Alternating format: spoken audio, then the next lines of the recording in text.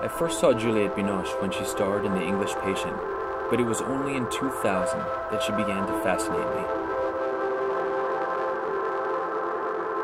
After a stressful year working overseas, I chose to extend my layover in Paris to familiarize myself with the city and to improve my French.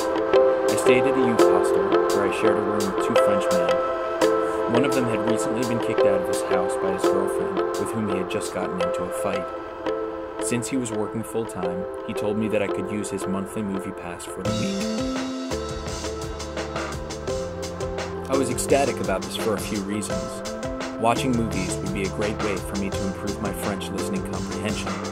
It also would give me a chance to take a break once or twice a day from walking around the city and from the heat of the summer.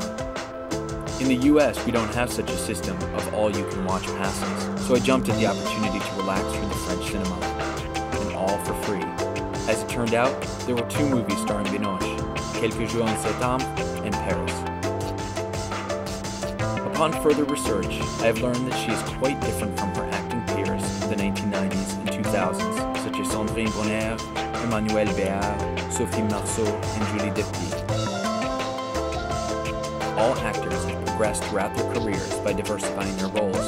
All stars have managed to become international figures in the movie world. However, it is only Juliette Binoche who has been able to define herself as a star of théâtre cinéma, a concept beginning in the 1950s and considered a central issue of the New Wave cinema. As you may know, this term came to represent movies where the director was regarded as the author of the movie. The author cinema theory says that the director has the creative voice behind the movie. Compared to her peers' more narrow stardom based on a stereotypical concept of female stardom and sexuality, Binoche came to represent a cerebral, anguished, and fragile character of femininity. Similar to new wave actors such as Jean Moreau, Emmanuel Riva, and Delphine Seyrig, Binoche portrays edgier characters who convey a complex mix of calm and cool exterior, while at the same time a deep emotional turbulence. According to Binoche, the 1985 movie Rendezvous was the beginning of her film career. In this film, she works with Léo Carax, who helps to change her image from that of a simple actor to one of a French icon.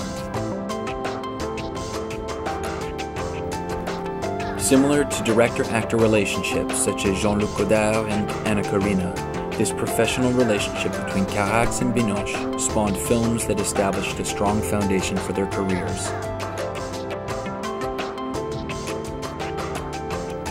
In the films Mauvais Sang, 1986, and Amant du Pont Neuf, 1991, her stardom came to represent in part the ideas of tortured love and other concepts of love in the modern world. The darker depiction of love was reminiscent of new wave ideas that strayed from the status quo concepts of traditional romance.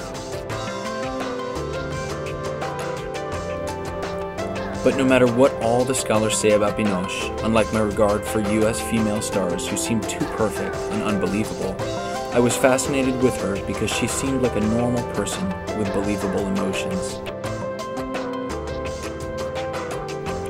To me, she seemed less polished and more real than other stars. As Juliette Binoche says in her book about stars and stardom in French cinema, Juliette Binoche has liquid brown eyes. To me, this is a great description of what draws me to watch her movies. They are not only beautiful, but contain in that liquid a real person that makes me wonder how much more she has to give.